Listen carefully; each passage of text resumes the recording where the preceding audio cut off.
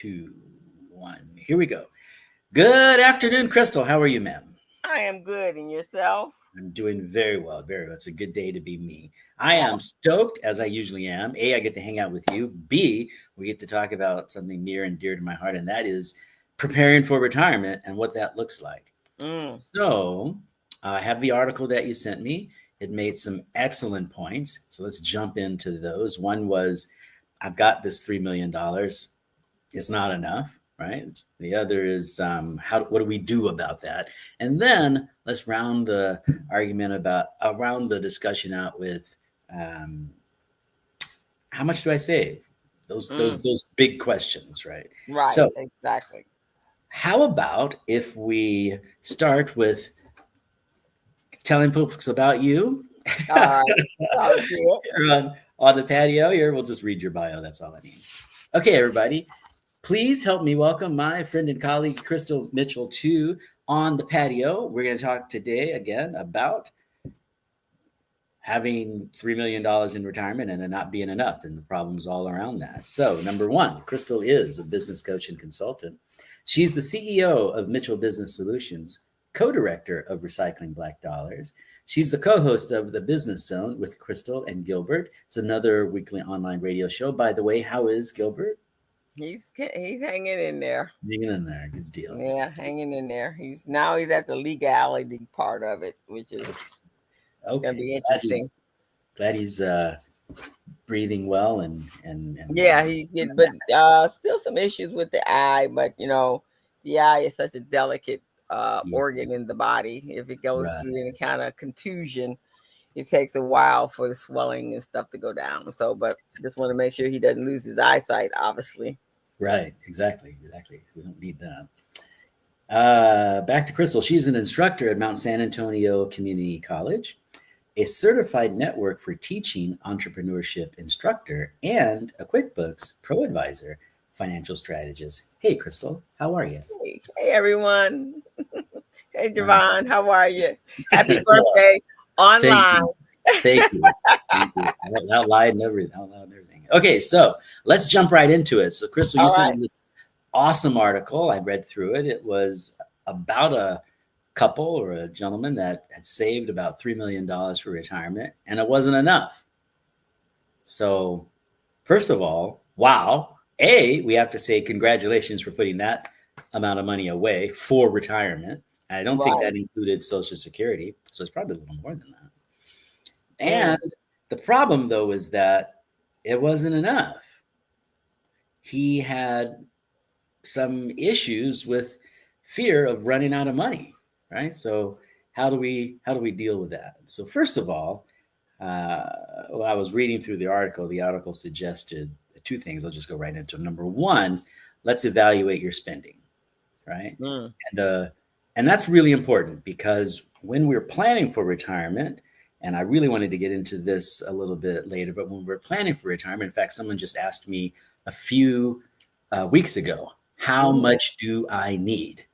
And the problem with that, I sounded loosey goosey, but the problem with that is everyone's different. So you Yeah. really can't say that you need this amount, you're going to be okay if you really don't understand what's going on with that person.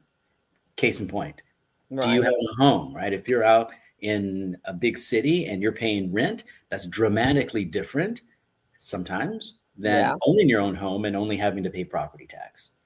If you have rental income coming into your house, that's dramatically different than if you only have a 401k and Social Security. Or let's say you're the major breadwinner. So it's not just you, it's you and your spouse, right? Right. Right. And, heaven help you if your spouse needs some kind of medical attention going into that situation. Then what are you Yes. going to do, right? So everybody's situation is different. And that's why I always suggest every mutual fund company I know, every record keeping company I know, let's put it that way, all the big guys, the big insurance companies, the big investment houses, they have these calendars that you can go on.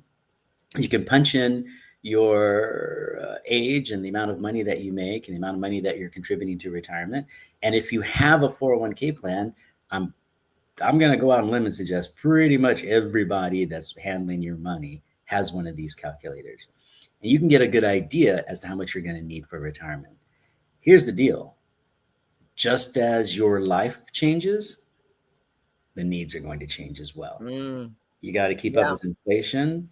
There's a lot of Yeah. us that say, we talk about that 4% rule, but just because you have that money doesn't mean that you can spend it any way that you want. Right. Right. So I used to talk to people and I'd ask them, what are you going to do when you retire? And I'd get great responses like, oh, we're going to buy a motorhome and we're going to travel the country and we're just going to visit all of the national parks. So a great dream, right? Mm-hmm. But what happens if you get into park number 5 and you decide, A, I'm tired of this motorhome. B, I don't like driving. C, I'm really not cool with this great outdoors thing. So now you have to reevaluate, right? So it's good Right. to make sure that you understand what you're going to be doing and understanding that some things can happen in there. And heaven help you if you get sick, right? That's just not a good thing. So how do we plan on that? How do we understand how much we're going to need? And then the question becomes, like I've written down here, how much do I need to save up in order to reach that goal, right? Mm. Yeah. Yeah, and what's going to happen to me once that happens? So it's a tough question, but you have to look at your particular situation right then and there, and then I would say make a plan to make some changes. If you know, okay, I'm not going to want to work during retirement. I think I want to get some rental income in here to replace this income that I have here, to replace my job or whatever. So I'm gonna buy some apartments, or I'm going to get involved in some type of situation where I can collect money. Okay, then let's put that plan in motion. Or I own my own business. I don't see myself stopping the work anytime soon. So why can't I work through my retirement? If that's your plan, great. Let's structure your retirement about that. But I'm going to say this, and people are going to hate me for it. I'm going to say, make sure you take that questionnaire, whatever planning tool it is, make sure you do that every year because your life will change. Yeah. And then the last thing, actually, before I talk about the last thing, what are you going to do when you retire? What's your what do you plan it on? I do have a retirement plan of retirement. My world is a little different because my retirement looks like me writing books, not Hmm. coaching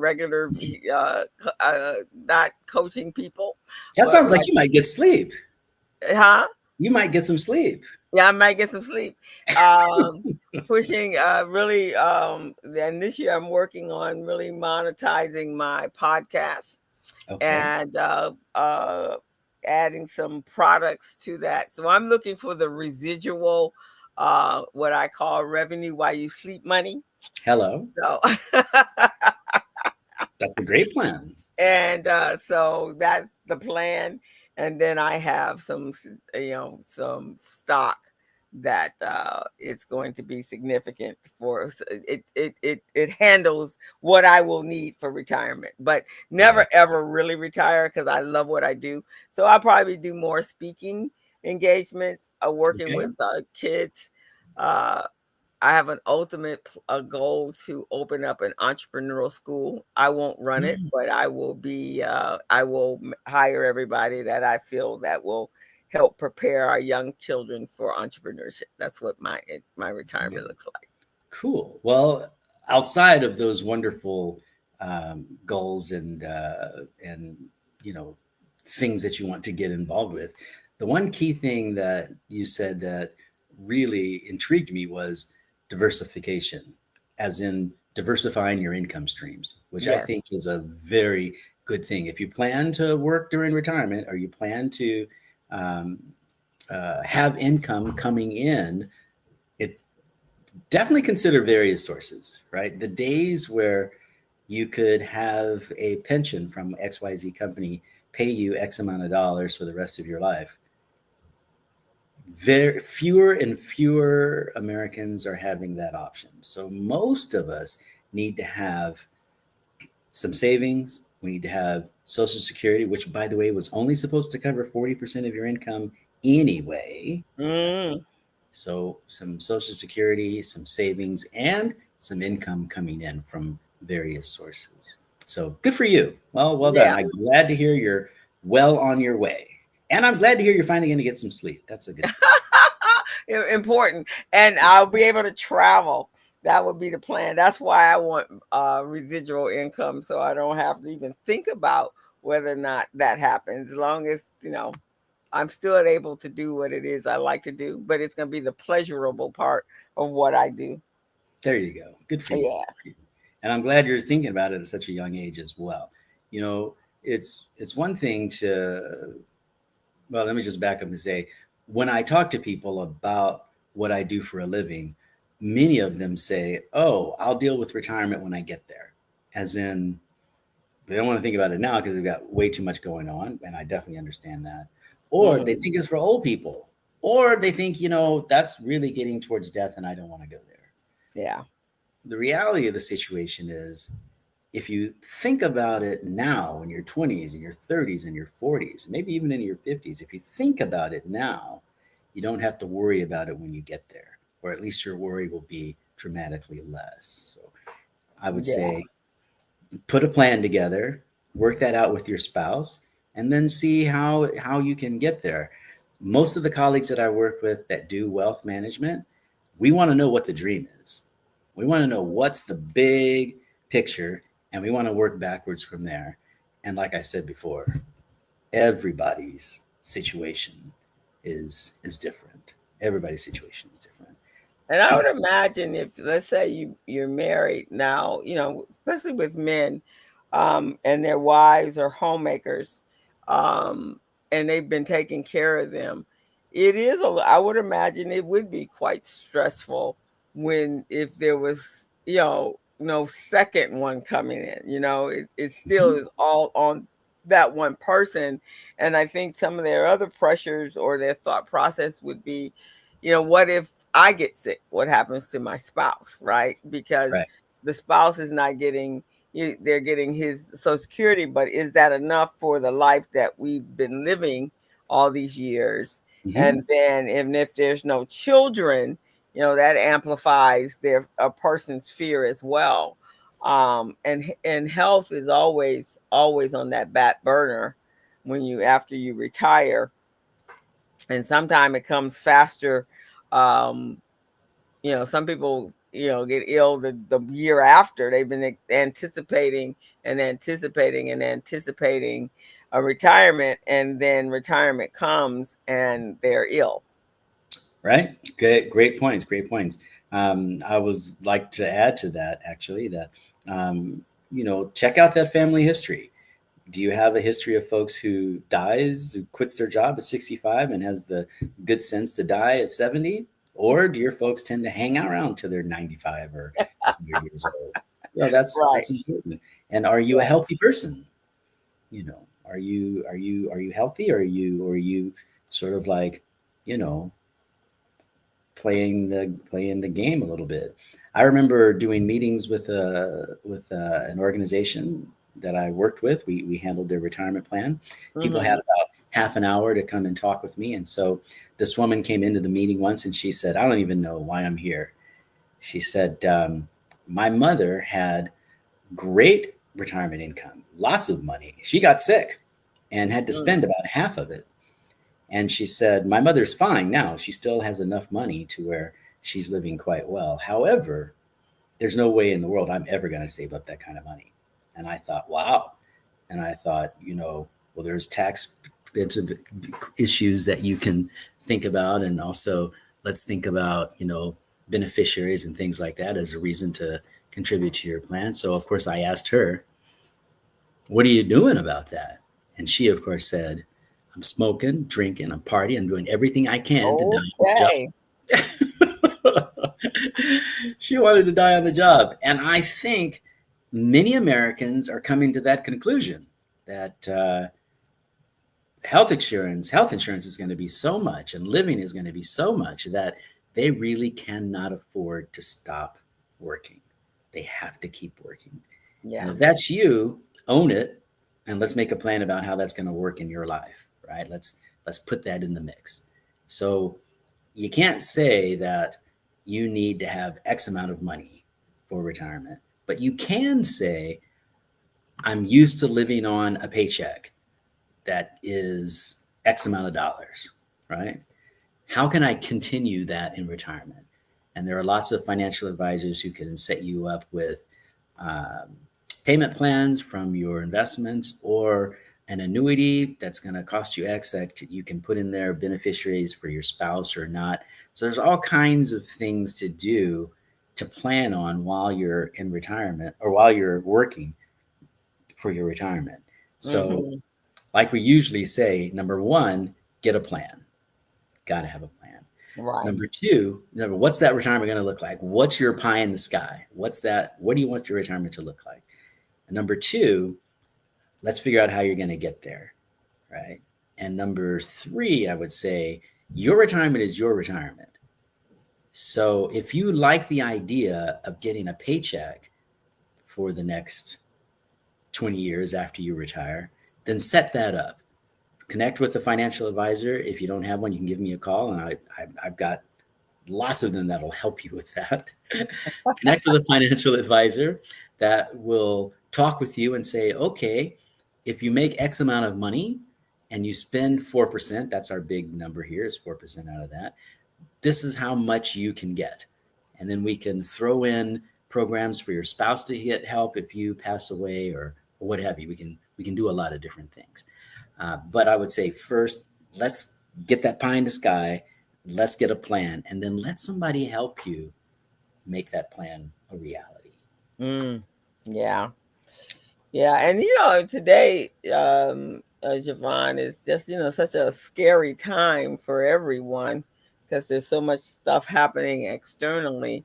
A lot of people are just terrified right now of you know tomorrow, next week, just because there's so many things that is out of our control right Hmm. now. And if you were retiring, knowing that programs are being targeted that you're going to vitally need to survive after you retire, it could help. It would make a few people like, you know what, maybe I need to put my retirement off for another 4 or 5 years, um, so I can make sure I have a footing under me, and that because once I retire, then what am I to do, right? So Hmm. unless what especially if the jobs or the companies they work for are secure and financially going to be around. So, but yeah, I can see the nervousness that in today's world, $3 million isn't a lot of money.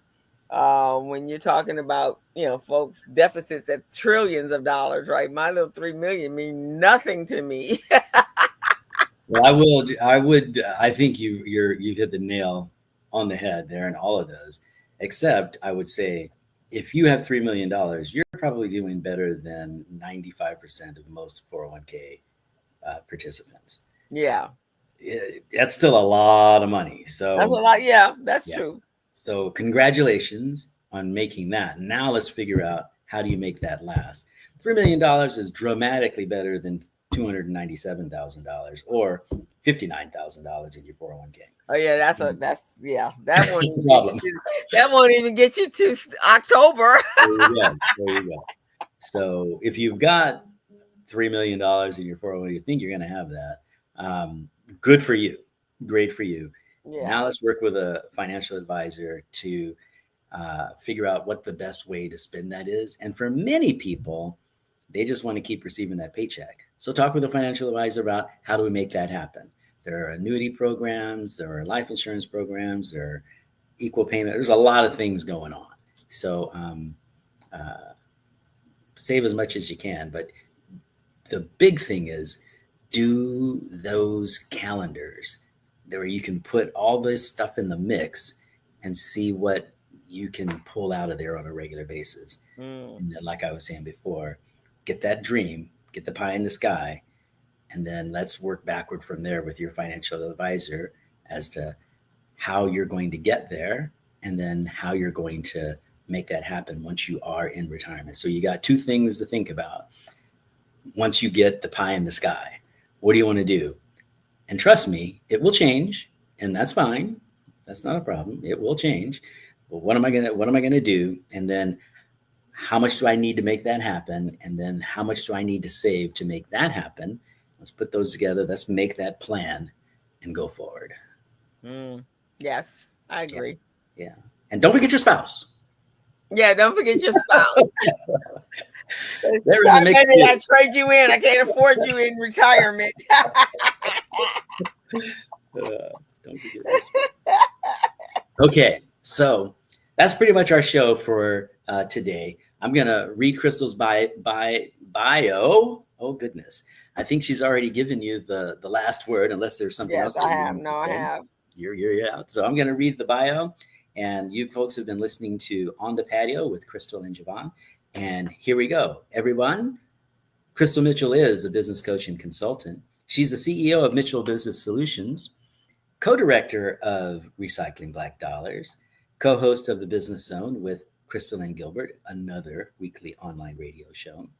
She's an instructor at Mount San Antonio Community College, a certified network for teaching entrepreneurship instructor, and a QuickBooks Pro Advisor financial strategist.